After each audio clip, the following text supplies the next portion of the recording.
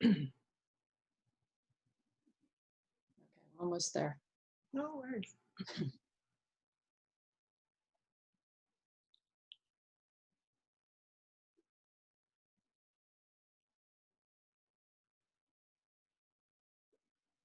Sometimes it takes a minute. Okay, it looks like we are live. So, yay.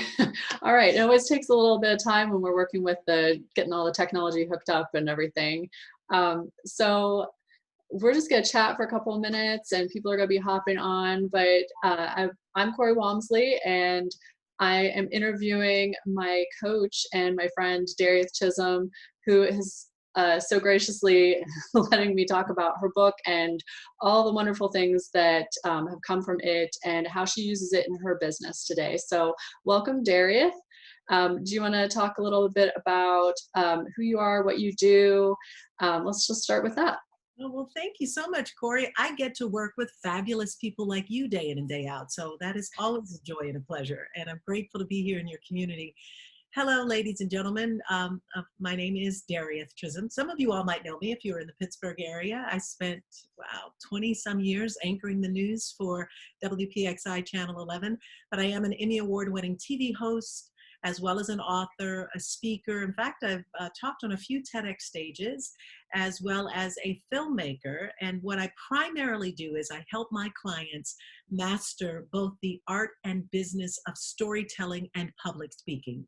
One of the things that I've come to know throughout all of my years in media is, you know, most people communicate through stories, right? And so when we can master our stories in a way, particularly if we're in business, that we want to attract our ideal clients or customers or make a greater impact or influence others, it really does start with story. So we start with the story. We talk about ways to leverage your story for your business, as well as get media for your message. So that's a lot to be said, but it's a lot of fun. Yes, definitely. That was actually one of the things that first drew me to your business was I actually got to know Darieth a little bit through Inspiring Lives magazine. She was contributing articles and I used to be the editor for the magazine. And I was reading about this and she's talking about, you know, storytelling. And that's something that I like to do in my business too, is to help people promote their stories and use that to help connect with your audience. So I thought that was so important. So that's actually how we started connecting. And last spring, I actually approached Darieth about writing the foreword for my book, The Spark Method. So, you know, since then we've gotten to know each other a little bit better. And I just love that storytelling is such a huge component of your business. So I wanted to talk a little bit about your book, Hustle. Do you want to tell me a little bit about that? And yay, there it is. Tell me a little bit about your book and what made you want to write a book. Yeah, so my book, actually, I was in the process of writing this book about 6 years ago. It came together relatively quickly, which I know for a lot of people who are writing books, it takes them a while. In fact, because I work with so many authors, I know that. I know that they struggle with writing the book just as much as they struggle with figuring out what are the stories that they want to say on stage. But what I found was very helpful in me compiling this book called Hustle, Why Now is the Time to Unleash Your Passions, and certainly now is the time to do that. What I did was I actually went back and I looked at previous speeches that I had given and talks.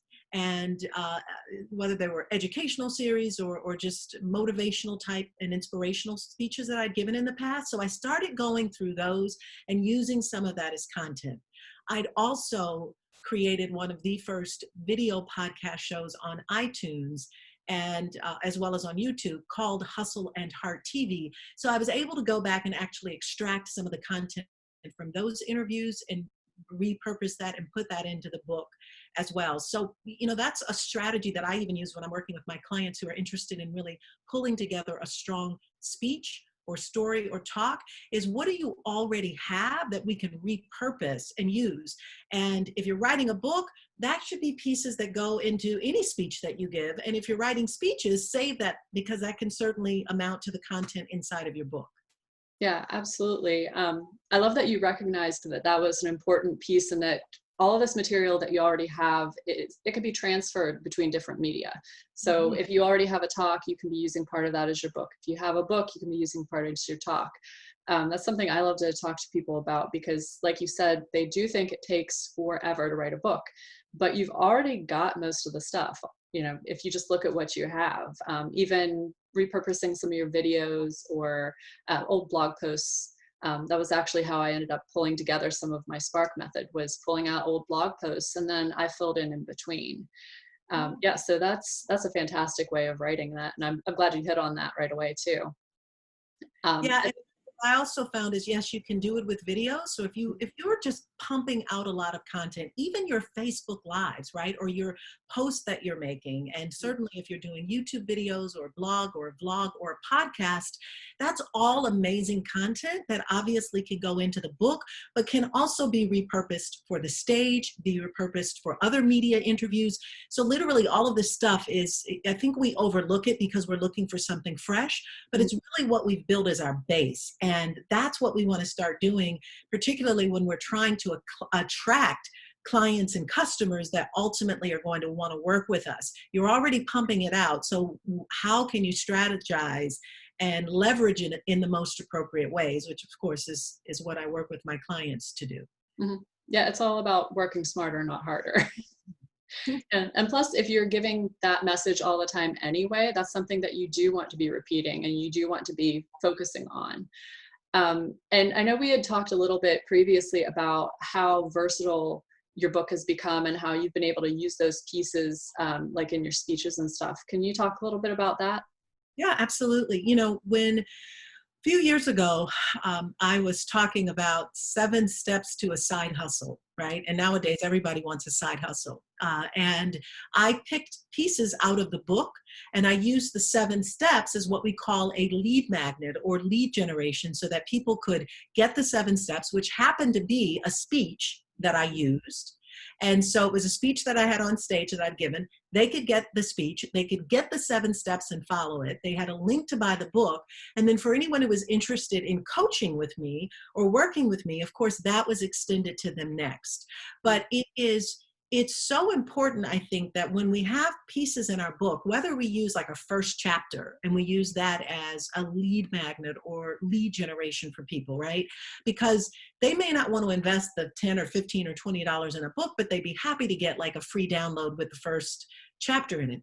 That's something that you can also look at doing with your book as well. But I found that I could use so many pieces from what I'd already done. The other thing that I did with my book is I mentioned that I had several interviews. In fact, I'd interviewed 57 amazing entrepreneurs in Pittsburgh to really uncover what I believe is the hustle and the heart of an entrepreneur. And because we'd already created those videos and used them on iTunes, and then I also put them on YouTube, I also used some of their content inside of the book. And I encouraged people as they were reading the book, if you want to go and learn more about this, go and listen to it on iTunes, on my podcast, or go and watch the video.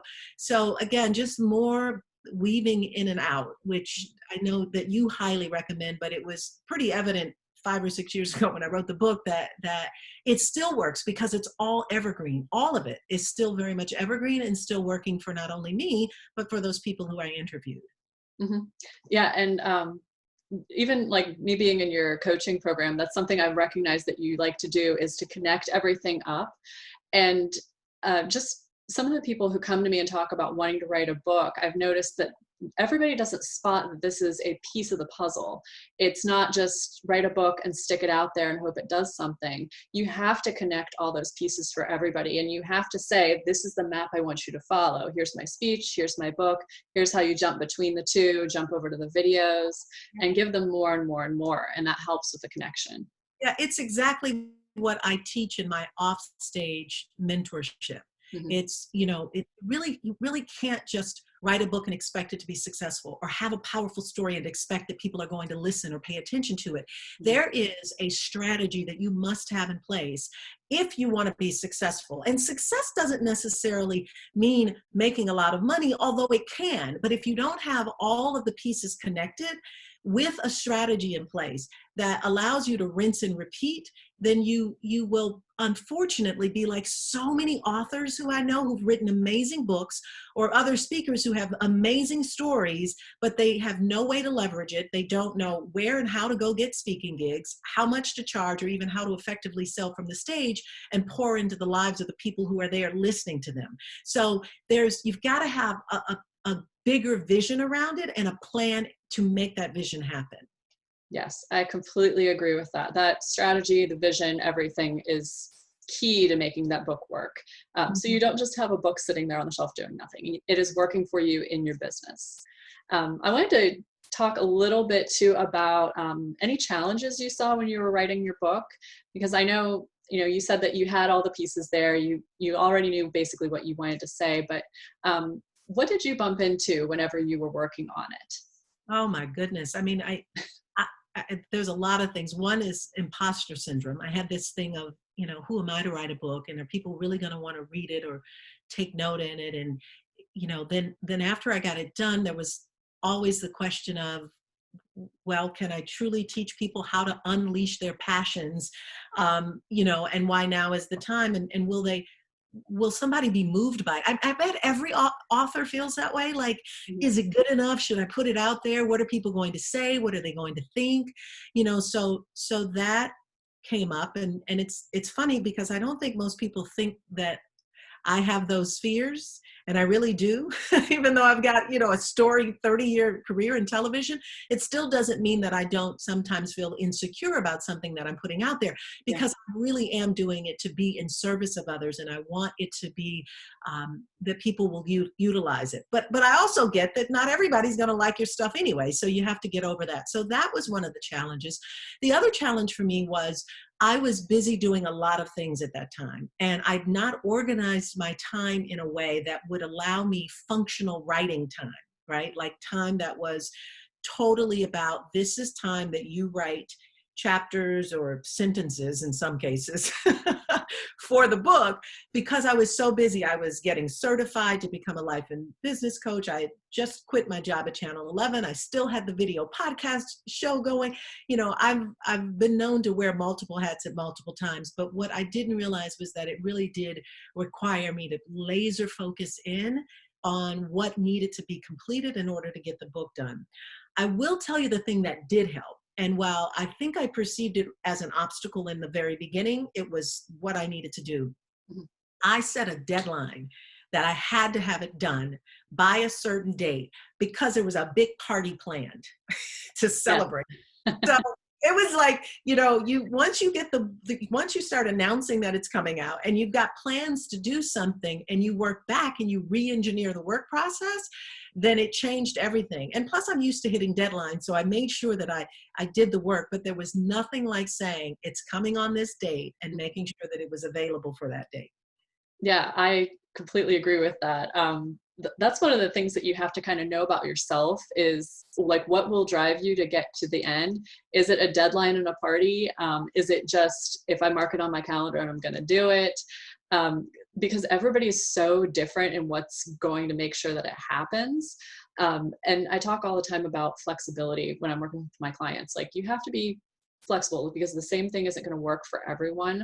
But I always do tell them, like, set a date and make sure you're telling people, because you don't want to feel silly and be like, oh, whoops, I decided to go walk the dog instead of writing my book. Because all of that stuff does come up. So I'm glad you did that and you set a date and you got it out there. That's great. And I did want to touch on another thing. You were talking about imposter syndrome. And, you know, obviously I would look at you and say, yes, you have this career up on stage. You've been in front of everybody all the time. What is it you think was different between getting up on stage and talking, or getting in front of the camera and talking, and actually sitting down and writing the book that really brought out that imposter syndrome? You want to know why? Because this felt like more submit.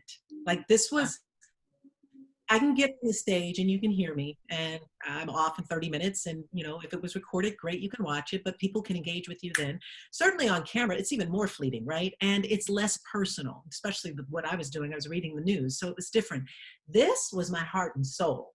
And this was something that once it was done and printed, there was no going back to change it, right? So there was also, you know, the imposter syndrome about, is it written well enough? And even now, as I am approaching doing a second edition of it and making some updates, because Lord, has there been some updates, but I look back and I'm like, oh, I wish I would have did it differently, or I would have changed it. And so I think it was just that in terms of the imposter syndrome, that this is more tangible and real, and it is, you know, you again, you could hear me or see me and it's fleeting and gone. But if you got the book, you could just keep rereading it. What did she say? What does this mean? You know, Yeah. it's real, right? Yeah, definitely. And I think that that's not an uncommon thing, that even people who have written hundreds of books, if there are people who've written hundreds, but, you know, people who've written lots of books, they even sit down and say, okay, you know, this one, do I really want to put this out? How do I feel about this? And I've been working on a rewrite of one of my books too. And when I put it out, it was 2012, and I felt very confident about this book. And now I'm looking back at it going, wow, I'm a completely different person than the person who wrote this book. And I'm looking at it from this totally different perspective. And I mean, trying not to judge myself, but I'm looking at it going, oh man, I wish I would have said this. Or the book I'm working on has a main character that I've had people tell me I don't like her. And I'm looking at it going, yeah, I don't like her either. So there are things that, like, you know, if it's been a few years, we go back and reread our book and think, wow, what new things could I be adding to this? What new perspective could I be presenting? Yeah, and I'm curious to know from you, since obviously that's what you do, is work with authors and helping them get their book out. Do you recommend rewrites and second editions on books? Um, I do, if you feel like you're going to be adding a lot more to it, as far as information and value. If you're not going to be adding a lot of value, if you're just going through and saying, you know what, I hated chapter 12 and I just want to change it, I don't think that works. I think you have to have an actual plan for what you want to change and why you want to change it, and why that change is important to your audience. Because if it's just something that you feel, I'm kind of iffy on this, then I don't think it's that important. If it's something that's really going to affect your audience, or, you know, if you're in an industry like marketing, for example, that, you know, it changes a lot over time, then yeah, you're going to have new perspectives, new things to say, new things you want to do. So I think that's up to, I always give this answer, it's kind of up to the individual writer as to whether they feel like, yes, this is really warranted. For my book, yeah, I'm making huge changes. I'm really, you know, polishing up a character who I felt like had a lot of negative energy, and I don't want that for her. I want her to be somebody who's exploring who she is as a person, not just, man, things are crappy. And like with your book, I know we had talked before that you wanted to add more to it, value-wise. Did you want to talk a little bit about the changes we're going to see for a second edition, what you've been thinking about? Yeah, I mean, I think part of what I've discovered in the last 5 years or so is, no, I should say that I've discovered it. I've anchored more of my work in the art and the business of storytelling and public speaking. And so because of that, there are pieces that, while I talk about why now is the time to unleash your passion, and I give a lot of tips and examples and what I call hustle hacks and action plans, that piece of it is left out. And since most of my work now is around that, it's really important to do that. And the other piece that I also want to include is because I had to face something where I bravely shared my own personal story and experience with revenge porn and cyberbullying, and later developed a social justice project and a website with tools and resources and then a documentary, I've discovered just how powerful your voice and your story can be. And so pieces of that I plan to add in as well, because I do believe in, when I talk about now being the time to unleash your passions, that if you're not unleashing your story as the main focal point, the driving point, the engine to all of this, then you're missing it. So those are two of probably a few other things that I plan to add to it, because I really do like what's in it. It's the reason that I don't want to write a second book. I don't have a desire to write a second book. I just want to make sure that this one, with the things that I add, can add a lot more value and a lot more information for the reader. So that's really is what's driving it. Mm-hmm. Yeah, I love that. And I know a lot of the work that you've done recently, I'm sure that, I always say we're learning constantly and we're growing constantly. And because of that sort of stuff going on, I do see that there would be a ton of value added. And I would say that about any book. If you're going through a new experience, you're changing and you're growing. So those are interesting things that you can add to change the perspective in your book, or even to say, hey, I thought this before, but I've changed what I think now, and maybe this is a better way of doing it. So I think if you can add that sort of thing, that's amazing. So I wanted to talk about what you think has been the most valuable thing about having a book for your business. Well, it's what I find with a lot of authors is that, we go into this because we really do want to be in service to others, right? So we write something and we feel like if somebody reads this, it's going to help them or educate them or motivate them or inspire them. And we come from this place of being in service for others. And that's what I felt was my greatest contribution, was that the elements in this would help someone who's, looking to start a side hustle, or looking to get their business started, or looking to implement some of the strategies that I have in the book, would be a great way to help them. So I found that has been the case, because I will say the other thing that's happened is I shifted in the last 2 years or so to offering lots of online programs so that I can continue to update them, being in the online space, right? If it's something that's digital or that you could do that, but so much of it really comes out of what was printed in the book.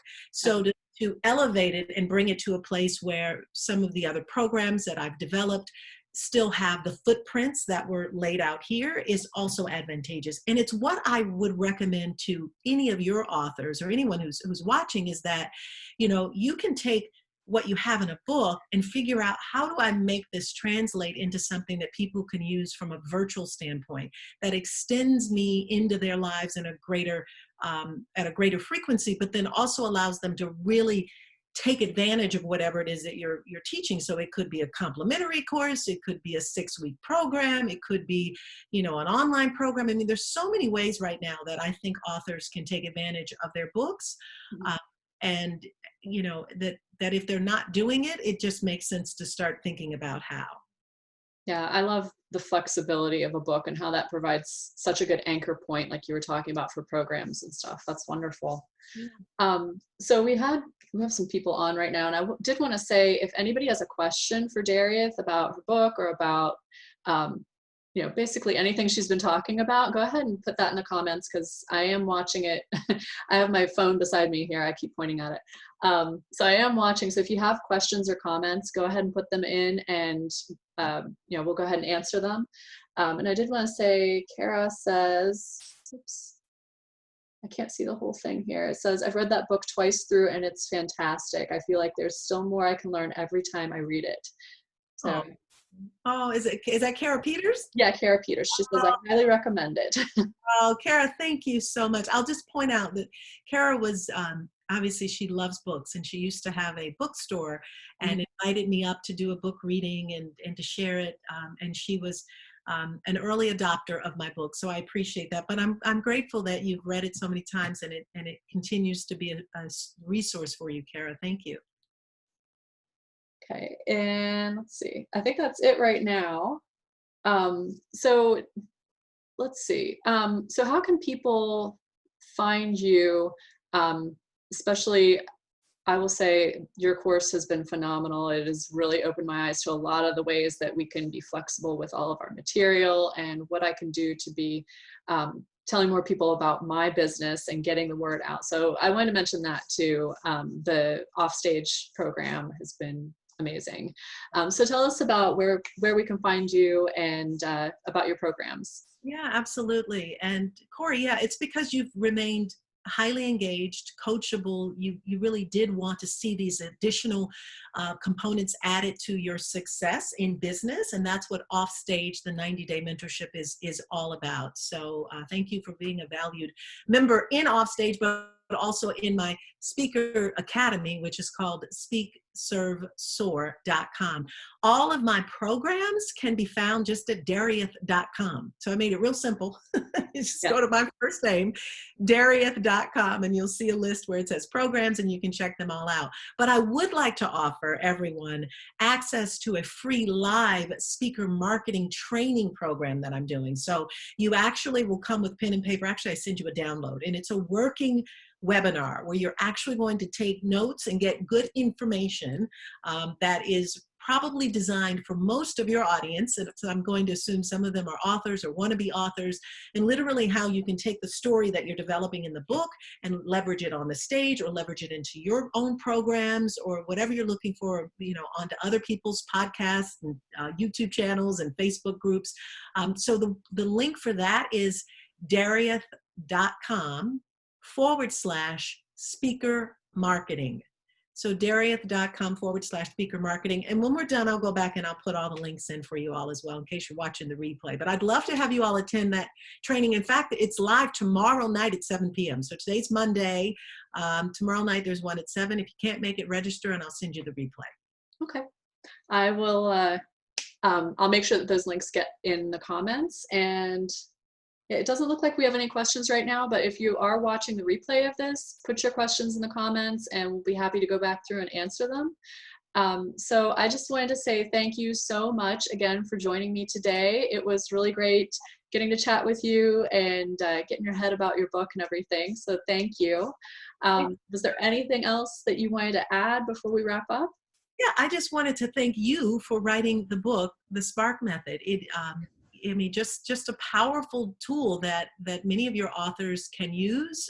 And so I hope that they will get their hands on it so that they can really employ the steps that you have there, or reach out to you, because I think it's just amazing, the work that you do. So I hope that people will take advantage of it. And I'm grateful that you did ask me to write the foreword for it. So, that's good as well. But I'm happy to be here. I certainly hope that if anyone has any questions on anything that I pointed out, you could, of course, go to my website. You can even schedule a free complimentary call with me. So if you don't want to attend the training, schedule a call with me, and I'm happy to talk with you. So thanks, Corey. Sure. Thank you again. And I hope everybody has a great day. Again, if you have comments or questions, drop them in the comments and we will take care of them. All right. Bye. Great. Bye-bye.